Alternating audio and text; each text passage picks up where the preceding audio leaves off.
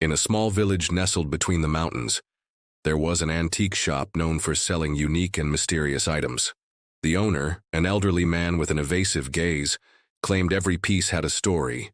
However, there was one object he never offered for sale: a large mirror with a dark wooden frame carved with strange symbols. The mirror was covered with a black cloth and placed in a dusty corner of the shop. The villagers avoided looking at it, and those brave enough to ask about it received the same warning from the old man. That mirror is not to be used. It's best left alone. Mariana, a young woman who had recently moved to the village, didn't believe in such stories. She had purchased an old house on the outskirts and was looking for furniture and decorations to bring it to life. When she saw the mirror, something about it captivated her. Despite the old man's warnings, she insisted on buying it. Finally, after much persistence, the man relented but gave her a stern warning. Do not use it at night, and if you hear anything, do not respond. Mariana laughed off the warning as she loaded the mirror into her car. Upon arriving home, she placed it in the main living room. It was imposing, and the frame seemed to gleam under the afternoon light. During the day, everything felt normal. But when night fell, things began to change.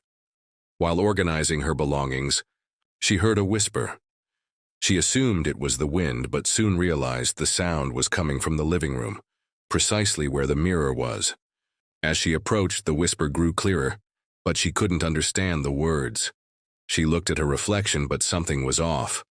The room behind her in the mirror seemed different, darker, older, as though it belonged to another time.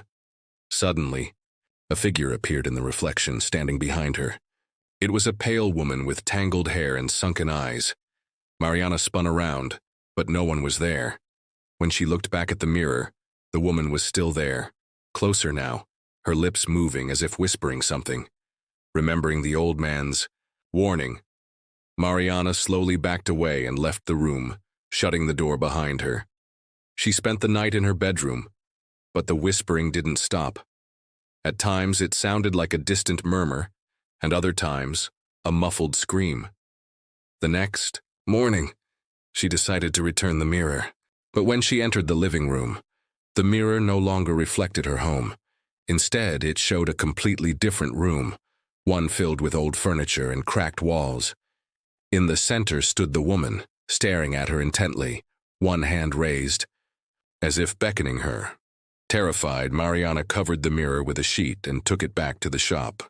The old man greeted her with a somber expression. I warned you.